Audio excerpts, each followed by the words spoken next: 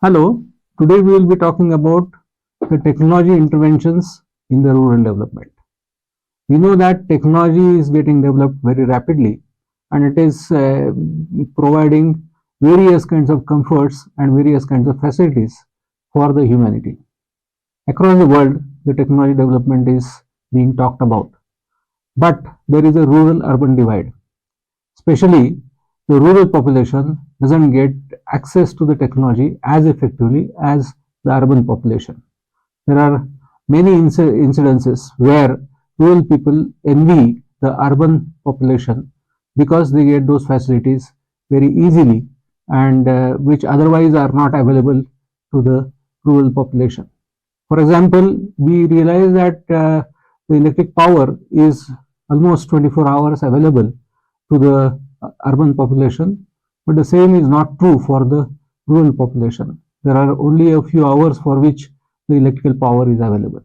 And in fact, there are some villages where the electricity is not yet reached as such. There are places in remote areas where electrical power has not reached. For example, I'll share with you here one particular case of a Odisha village which is situated on an island in the Mahanadi Hirakud backwaters. And this island essentially was not having electrical power. Population of the village was less than 500, but the electrical power was not available there for any purpose. And this was basically noted by one of the international organizations, IEEE, Institute of Electronics and Electrical Engineers. I'm a member of that. And this organization, in fact, has taken a very interesting initiative called IEEE Smart Village. So this IEEE Smart Village initiative has been in the region 10, which comprises of Asia and Africa. And in these, we know that this is the region where there are developing countries, many of them, and there are challenges which are faced, especially for the village population. And for that, the IEEE has created initiatives of providing the technology solutions to the rural problems, creating livelihood opportunities and employment opportunities for the rural population. So this village was taken as an example, and there was a solar power project which was envisaged for them. The technology was very well defined, it was established. The solar power plant was installed in that village. For that, the entire expenditure was done by the IEEE, and the technocrats of the different, because there are a number of engineers which are associated, engineers and scientists associated with the IEEE.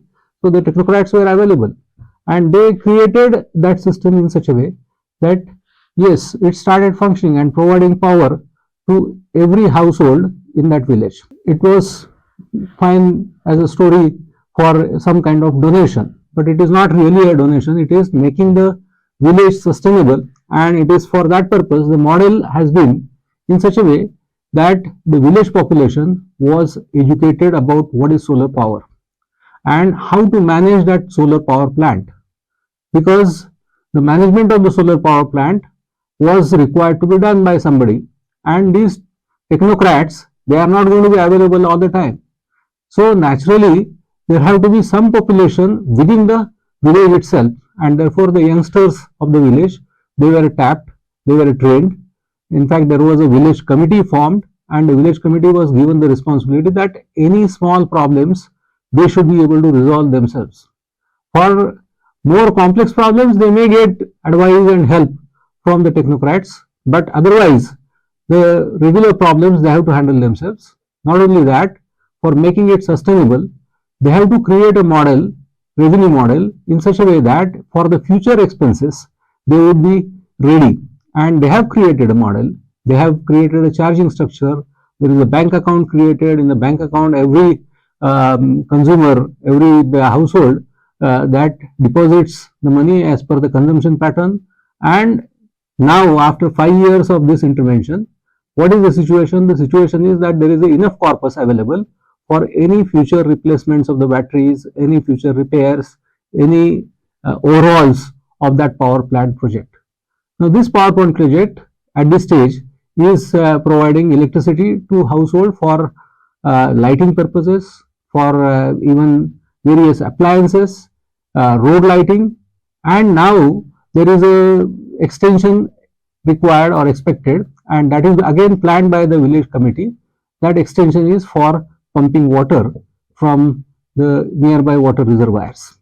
So this is something which is a very important and useful success story for technology intervention into the rural population. There are a number of such stories which we can be looking at, especially looking at the challenges of the rural population in the form of say agriculture produce and agriculture produce being taken to the markets at different places, local markets, at the urban markets, even exports. So how they can be taken, how the shelf lives can be increased.